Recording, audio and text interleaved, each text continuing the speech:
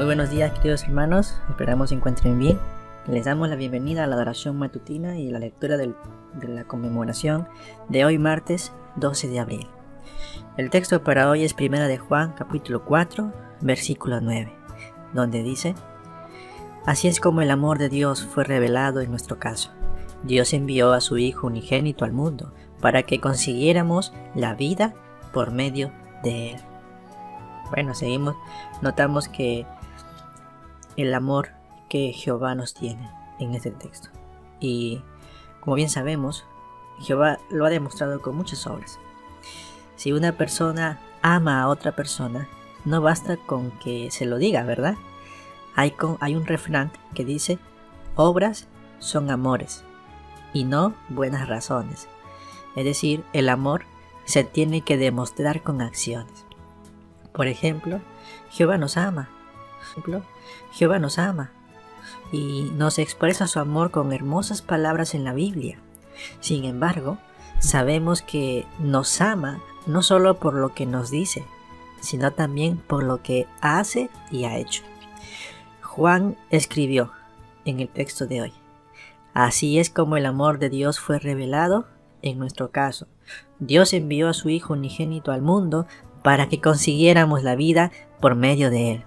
Jehová permitió que su amado Hijo sufriera y muriera por cada uno de nosotros.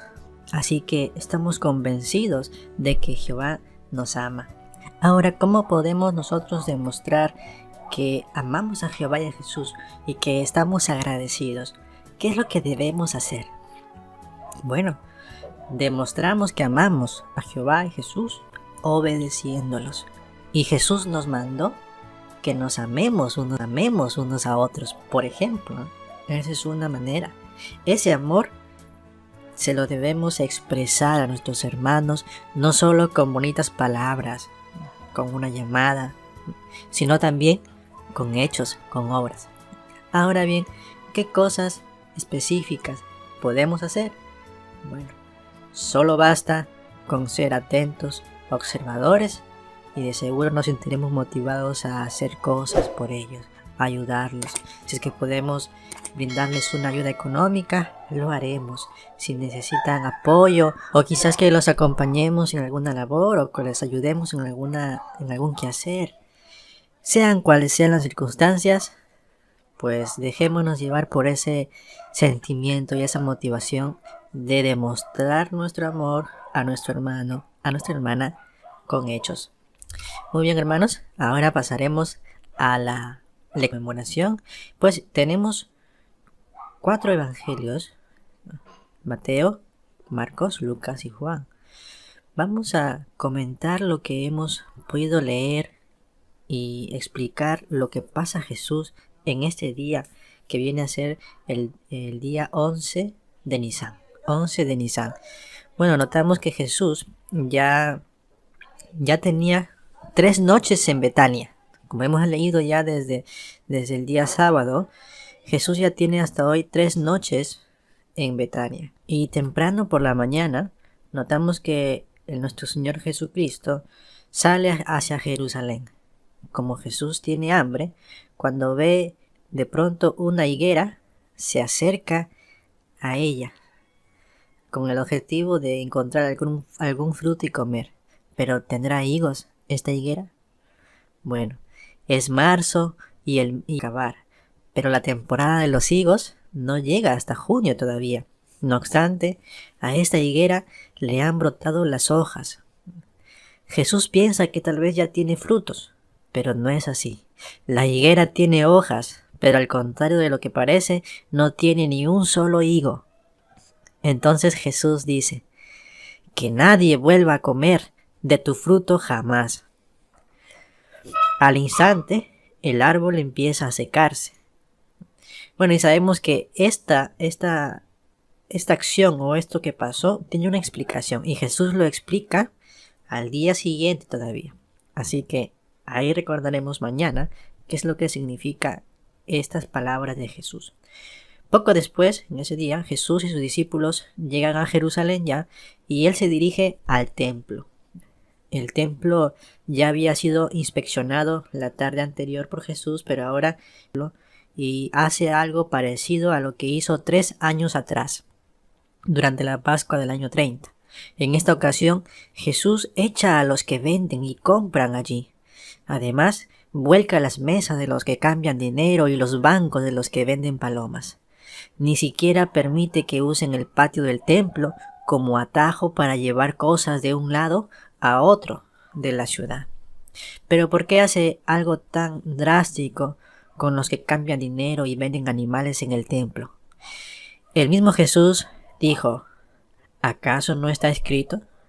Mi casa será llamada casa de oración para todas las naciones, pero ustedes la han convertido en una cueva de ladrones. Así es, hermanos, los llama ladrones porque les cobran demasiado dinero a los que tienen que comprar animales para los sacrificios. Para Jesús, eso es un robo, y por Jesús, eso es un robo, y por eso es que los juzga de esta manera. Ahora, los sacerdotes principales, los escribas y las personas más importantes del pueblo estaban enterándose de lo que Jesús había hecho. ¿Y qué es lo que hicieron? Pues naturalmente, y como ya sabemos, se esfuerzan todavía más por acabar con Jesús. Pero tienen un problema. No saben cómo hacerlo, porque hay bastante gente que lo sigue y una multitud que va yendo con él para escucharlo. Bueno, a la Pascua no solo han venido judíos de nacimiento, sino también prosélitos, personas que se han convertido a la religión judía, entre ellos unos griegos que han venido a adorar a Dios en la fiesta. Estos hombres se acercan a Felipe, quizás porque tienen un nombre griego, ¿no? Y le piden ver a Jesús. Felipe tal vez no está seguro de que sea una buena idea, así que lo consulta con Andrés. Los dos van a informárselo a Jesús, que al parecer todavía está en el templo. Jesús sabe que morirá dentro de unos días, así que no es momento de satisfacer la curiosidad de la gente ni de ganar popularidad. Por eso les responde a los dos apóstoles con un ejemplo. Ha llegado la hora para que el Hijo del Hombre sea glorificado. De verdad les aseguro que si el grano de trigo no cae al suelo y muere, sigue siendo solo un grano. Pero si muere, entonces dará mucho fruto. Un grano de trigo tal vez parezca poca cosa, ¿verdad? Sin embargo, si se pone en la tierra y muere como semilla, puede germinar y con el tiempo crecer hasta convertirse en una parecida. Jesús quiso decir que, como Él, un solo hombre perfecto, y al mantenerse leal a Dios hasta la muerte, se convertiría en el medio para dar vida eterna a muchos que tienen un espíritu de sacrificio como el de Él. De ahí que Jesús afirma: el que ama su vida, la perderá, pero el que odia su vida en este mundo, la conservará para la vida eterna. Así que Jesús, hermanos, no está pensando solo en Él.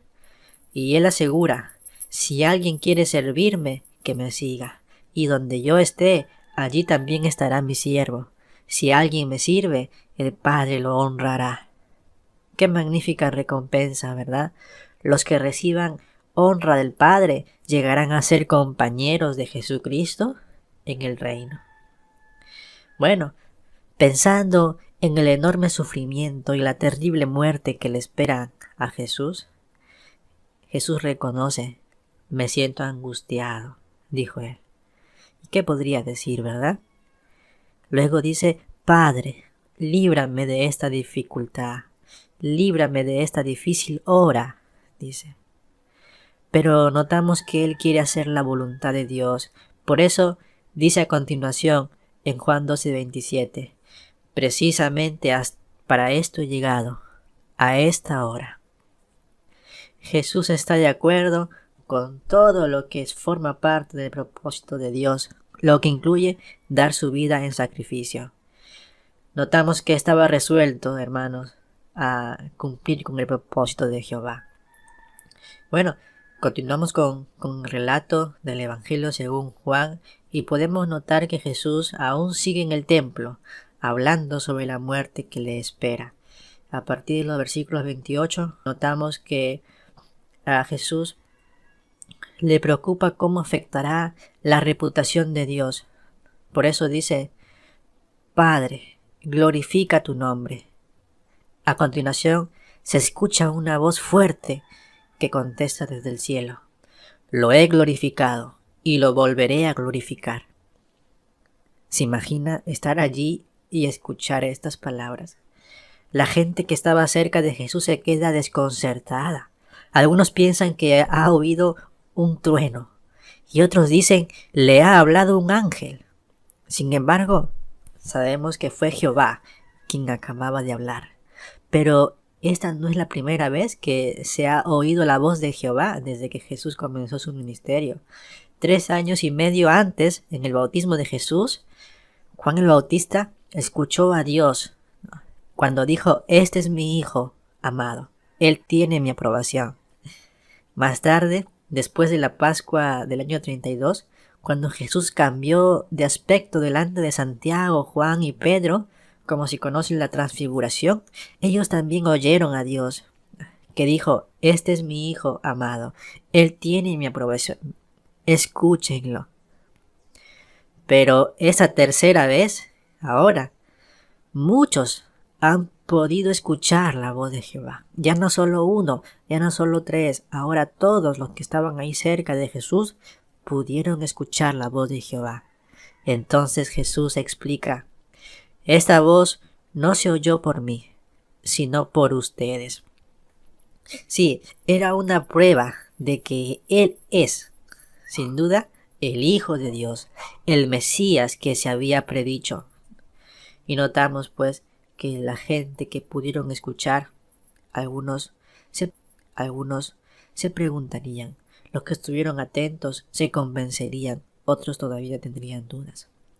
Pero la verdad es que Jesús ha sido fiel a Dios toda su vida, así demostrando un buen ejemplo sobre cómo debemos vivir los seres humanos y a confirmar que Satanás, el gobernante de este mundo, merece ser destruido. Bueno, Jesús continúa con el día, con su propósito. Ahora se está juzgando al mundo, dijo. Ahora el gobernante de este mundo será echado afuera, dice Jesús. La muerte de Jesús no será una derrota, sino una victoria, hermanos. ¿Por qué? Jesús mismo da la respuesta. Yo, cuando sea alzado de la tierra, atraeré a mí a todo tipo de personas. Así es, mediante su muerte en un madero, da a otras personas y abrirá el camino que conduce a la vida eterna. Cuando la gente escucha estas palabras de Jesús, de que va a ser alzado, le preguntan: sabemos por la ley que el Cristo existirá por siempre. ¿Cómo es que tú dices que el Hijo del Hombre tiene que ser alzado? ¿Quién es el Hijo del Hombre?, se pregunta la gente, y le preguntan a Jesús. A pesar de todas las pruebas, incluso de haber escuchado la propia voz de Jehová, la mayoría de ellos no aceptan que Jesús sea el verdadero Hijo del Hombre, el Mesías prometido. Como ya hizo anteriormente, Jesús se refiere a sí mismo como la luz. Le dice a la gente: la luz estará entre ustedes un poco más. Caminen mientras tengan la luz para que la oscuridad no los venza. Mientras tengan la luz, muestren fe en la luz para que lleguen a ser hijos de la luz. Después de eso, se va. Jesús se aleja, porque el 10 de Nisan no es el día en que debe morir. Es en la Pascua, el 14 de Nisan, cuando será alzado, es decir, colgado en un madero. Al repasar, hermanos, el ministerio de Jesús, tenemos claro que se está cumpliendo la profecía de que los judíos no pondrían su fe en él. Isaías, por ejemplo, predijo que tendrían los ojos cegados y el corazón endurecido, de modo que no regresarían para ser sanados. La mayoría de ellos rechazan con terquedad las pruebas de que Jesús es el libertador predicho. o el camino a la vida. Bueno, aún así hay muchas personas como Nicodemo, José de Arimatea y muchos otros gobernantes que ponen fe en Jesús, pero ¿demostrarán que la tienen? ¿O la ocultarán por temor a que los expulsen de la sinagoga o por recibir la aprobación de la gente? Jesús aclara lo que implica tener fe en Él. En los versículos 44 al 48 del capítulo 12 de Juan, Él menciona: el que pone su fe en mí, no solo pone su fe en mí, sino también en el que me envió. Y el que me ve a mí, también ve al que me envió. Las verdades que Dios le ha dicho que enseñe y que Él sigue proclamando son tan importantes que Él declara: el que me rechaza y no acepta mis palabras, tiene quien lo juzgue. Las palabras que he dicho lo juzgarán en el último día. Bueno, notamos que Jesús sigue dando buenas lecciones y buenas pistas para darnos cuenta de qué se trata. Y para concluir, Jesús dice: no he hablado por mi cuenta, sino que es el Padre que me envió, quien me ha mandado lo que tengo que decir y lo que tengo que hablar. Y sé que su mandamiento significa vida eterna. Sí, hermanos, Él, Jesús, sabe que dentro de poco derramará su propia sangre en sacrificio a favor de los humanos, pero de aquellos que pongamos fe en Él. Y como hemos aprendido, hermanos, la fe se demuestra. La fe se demuestra con obras. Bien, mis hermanos, esta ha sido una explicación basada en el libro. Una explicación basada en el libro Jesús es el camino y basados en el relato correspondiente para hoy de los evangelios Mateo, Marcos, Lucas y Juan. Sin duda, cada día que pasa sentimos ese dolor que Jesús sintió un temor por aquel día en el que tendría que morir. Sin embargo, notamos que Él seguía resuelto y entendía muy bien que lo que hacía y lo que iba a hacer era para un buen propósito. Y este ejemplo del grano de trigo, que es cierto, un grano así por así, un grano solo, no vale nada. Sin embargo, si germina en la tierra y muere, se convierte en semilla, y esa semilla da mucho fruto. Esa comparación nos hace pensar lo que hizo Jesucristo. Jesús de trigo, un hombre perfecto que dio su vida por todos nosotros, y al morir, pues nos dio la oportunidad de poder vivir a muchas personas. Bien, mis hermanos, tenemos mucho en que meditar hoy. Preparemos nuestro corazón, compartamos esta lectura y animemos a nuestros hermanos también, estudiantes de la Biblia, a ir preparando nuestro corazón para la conmemoración. Así estamos terminando, mis hermanos. Que tengan un bonito día, un bonito martes, que Jehová los cuide y los bendiga. Nos encontramos otra vez el día de mañana.